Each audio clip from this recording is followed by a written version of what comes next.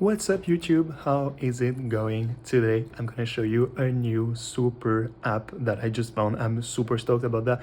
Okay, so you have an iPhone, that's great, but do you wish you could use the Play Store from Android? Well, I've got a solution for you. You heard that right. You can download all the applications from Android too with the application I'm gonna show you today. Okay, so how is it done? Well, first you can see right here that I've got the Play Store downloaded, and well, actually I guess you've seen it before, but here's the Play Store from Android. Of course, it's not iOS, it's not like the app works on iOS, but it's the Play Store from Android. I know it's hard to believe, but you can see all the applications right here. You can, well, type in the application you're looking for and you've got it right.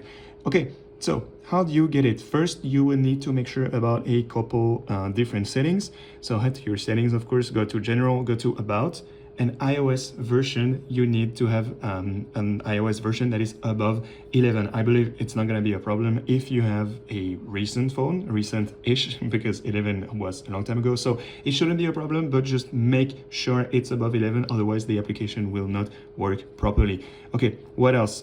You can go also to let me see, to background app refresh, and it needs to be on somehow, not off. Whether it's Wi-Fi plus mobile data, we don't care, just not off. Once again, it's very important. Okay, so last setting that you need to make sure of is the battery. Here it is.